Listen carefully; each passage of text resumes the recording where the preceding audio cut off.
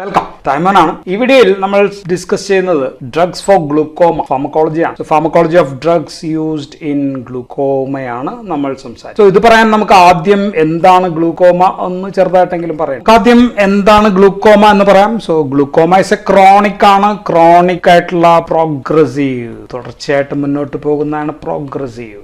Leeds to progressive disease leads to optic neuropathy ഉണ്ടാക്കുന്ന രോഗമാണ്. Optic ന്യൂറോപ്പതിയിൽ അവസാനിക്കും. ഇറ്റ്സ് എ ക്രോണിക് ഡിസീസ്, ദീർഘനാൾ കൊണ്ടുണ്ടാവുന്നതാണ്. പതിയെ പതിയെ മുന്നോട്ട് പോയി അങ്ങനെ ഇറിവേഴ്സിബിൾ ആയിട്ടുള്ള കണ്ടീഷൻസ് ആണ് ഉണ്ടാക്കുക. തിരിച്ച് പഴയ പോലെ ആക്കാൻ പറ്റില്ല. സോ പ്രോഗ്രസീവ് ഡിസീസ് ആണ്. ഇനി രണ്ടാമത്തെ പ്രധാന ഗ്രൂപ്പ് ആൽഫ 2 അഗോണിസ്റ്റുകളാണ്. ആൽഫ 2 അഗോണിസ്റ്റ് രണ്ട് മരുന്നുകളാണ്. ഒന്ന് അപ്ര ക്ലോണിഡിൻ, നമുക്കറിയാം അപ്രാക്ലോണിഡിൻ. ക്ലോണിഡിൻ ആൽഫ 2 അഗോണിസ്റ്റ് ആയിട്ട് BP കുറയ്ക്കാനും മറ്റു പല ഉപയോഗങ്ങളുള്ളതാണ്. രണ്ടാമത്തത് ബ്രിമോനിഡിൻ, എല്ലാം നിഡിൻസ് ആണ് അവസാനിക്കുക. രണ്ട് മരുന്നുകൾ നമുക്ക് ഇത് രണ്ടുമാണ് ഉപയോഗിക്കുന്നത്. ഓക്കെ, സോ ഇത് ആൽഫ 2 എന്ന് പറയുമ്പോൾ പ്രീ സിനാപ്റ്റിക് ആണ്. ഇങ്ങനെ വരികയാണെങ്കിൽ ഇവിടെയാണ് ആൽഫ 2, ഇവിടെ നിന്നാണ് റിലീസ് ചെയ്യണമെങ്കിൽ ആൽഫ 2 ഇവിടെയാണ്. നിങ്ങൾക്കറിയാം ഇൻഹിബിറ്ററി ആണ്. ഞാൻ അതിലെ കാര്യങ്ങളെ കുറിച്ചൊന്നും പറയുന്നില്ല. അപ്രാക്ലോണിഡിൻ, ഈ മരുന്നുകളെ പറ്റി പറയാം. അപ്രാക്ലോണിഡിൻ കൊടുക്കുന്നത് ഇൻ ഓഫ്താൽമിക് പ്രൊസീജിയേഴ്സിലാണ്. ഓഫ്താൽമിക് പ്രൊസീജിയേഴ്സുകളൊക്കെ ഉണ്ടെങ്കിലാണ്, അതിന് മുൻപായിരിക്കും അപ്രാക്ലോണിഡിൻ. അല്ലാതെ ഒരു മെയിൻ്റനൻസിന് നമ്മൾ കൊടുക്കാറില്ല. മെയിൻ്റനൻസ് ഡോസിന് ഇത് കൊടുക്കാറില്ല. Okay, not for continuous treatment കൊടുക്കില്ല. കണ്ടിന്യൂസ് ട്രീറ്റ്മെന്റ് നമ്മൾ കൊടുക്കുക, മെയിൻ്റനൻസിന് കൊടുക്കുക. ബ്രിമോനിഡിൻ എന്ന് പറയുന്ന മരുന്ന്, brimonidine is for long term യൂസിന് കൊടുക്കാവുന്നത് ഇതാണ്. ആൻഡ് ബ്രിമോനിഡിൻ ന്യൂറോ പ്രൊട്ടക്റ്റീവ് ആണ്. സോ ന്യൂറോ പ്രൊട്ടക്ഷൻ കൊടുക്കും എന്നുള്ളതാണ് ബ്രിമോനിഡിന്റെ പ്രധാനപ്പെട്ട അഡ്വാൻറ്റേജ്. പക്ഷേ ബ്രിമോനിഡിൻ ഇവിടെ എത്തിക്കഴിഞ്ഞാൽ അവിടെ നിന്ന് കണ്ണിലൂടെ ബ്ലഡ് ബ്രെയിൻ ബാരിയർ ക്രോസ് ചെയ്യാം. ബ്ലഡ് ബ്രെയിൻ ബാരിയർ ക്രോസ് ചെയ്ത് കഴിയുമ്പോൾ എന്ത് ഡ്രൗസിനസ്, ആൽഫ 2 ബ്ലോക്കേഴ്സിന് എല്ലാം ഡ്രൗസിനസ് ഉണ്ട്, സ്ലീപ്പ് ഒക്കെ ഉണ്ടാക്കുന്ന നമുക്കറിയാം. ആൻഡ് ഓൾസോ കുട്ടികളിലാണെങ്കിൽ അപ്നിയ കൂടി ഉണ്ടാക്കും. അപ്നിയ, തളർച്ച, ശ്വാസം മുട്ട്, ഇങ്ങനെയൊക്കെയുള്ള പ്രശ്നങ്ങൾ ഉണ്ടാകുന്നതുകൊണ്ട് brimonidine is contraindicated in infants, വളരെ കുറഞ്ഞ കുട്ടികൾ, ചിൽഡ്രൻ, വളരെ ചെറിയ കുട്ടികളിലൊക്കെ ഇത് കൊടുക്കാൻ പാടില്ല. ഇനി രണ്ടിനെയും പ്രധാനപ്പെട്ട സൈഡ് എഫക്ട് പറയുകയാണെങ്കിൽ നമുക്കപ്പോൾ സെഡേഷൻ എന്ന് പറയാം. ദെൻ ഡ്രൈനെസ് ഓഫ് മൗത്ത് ഉണ്ടാക്കും, വായവരൾച്ച ഉണ്ടാക്കും,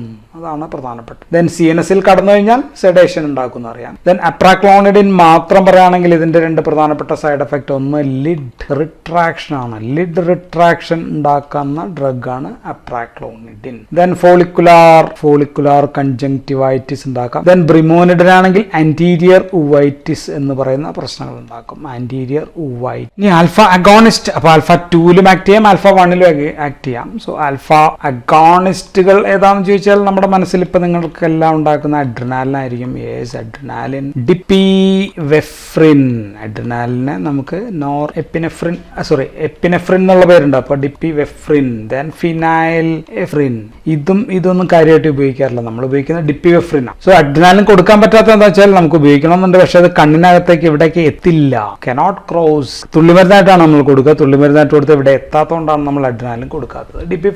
ഡിപ്പിവെഫ്രിന് അത് കടക്കാനായിട്ട് പറ്റും. So dipivefrin is a prodrug ആണ്. പ്രോ ഡ്രഗ് ഓഫ് അഡ്രിനാലിന്റെ പ്രോ ഡ്രഗ്. സോ ആൽഫ 1ൽ പ്രവർത്തിച്ചിട്ടാണ് ആക്ഷൻ. ആൽഫ 1 നമുക്കറിയാം കണ്ണിൽ വാസോ കൺസ്ട്രിക്ഷൻ ആണ് ഉണ്ടാക്കുക. സോ അഡ്രിനാർജിക് അഗോണിസ്റ്റിന്റെ ഒരു ഗുണം എന്ന് വെച്ചാൽ, നമ്മൾ കൊടുക്കുന്ന ഒരു പ്രധാനപ്പെട്ട ഒരു ഗുണം എന്ന് വെച്ചാൽ, ഇത് ഈ ഡിക്രീസ് അക്യൂസ് ഹ്യൂമർ സെക്രീഷൻ കുറയ്ക്കൽ മാത്രമല്ല, ഇൻക്രീസ് ഉവിയോസ്ക്ലീറൽ ഔട്ട്ഫ്ലോ കൂട്ടുക കൂടി ചെയ്യുന്ന. സോ രണ്ട് കാര്യങ്ങൾ അതെങ്ങനെയാന്ന് വെച്ചാൽ പ്രോസ്റ്റാഗ്ലാൻഡിൻ സിന്തസിസ് വർദ്ധിപ്പിക്കുന്നതുകൊണ്ടാണ് സംഭവിക്കുക. സോ ഇങ്ങനെയും കുറച്ച് ഗുണങ്ങൾ ഉണ്ട് എന്ന് മനസ്സിലാക്കി വെക്കുക. ദെൻ കണ്ണിൽ ഇത് എത്തിക്കഴിഞ്ഞാൽ, ഡിപ്പിവെഫ്രിനെ കുറിച്ച് മാത്രമാണ് ഞാൻ പറഞ്ഞുകൊണ്ടിരിക്കുക. ഡിപ്പിവെഫ്രിൻ കണ്ണിൽ എത്തിക്കഴിഞ്ഞാൽ ദാറ്റ് ബിക്കംസ് അഡിനോക്രോം ആയിട്ട് മാറും. അഡിനോക്രോമിന്റെ ഒരു കുഴപ്പം എന്താണെന്ന് വെച്ചാൽ, കണ്ണിലെ കൺജങ്ക്ടൈവയിൽ ഇത് ഒട്ടിച്ചേരും, കറുത്ത പിഗ്മെന്റേഷൻ. സോ ബ്ലാക്ക് പിഗ്മെന്റേഷൻ എവിടെയാണ്? കൺജങ്ക്ടൈവയിലാണ് പിഗ്മെന്റേഷൻ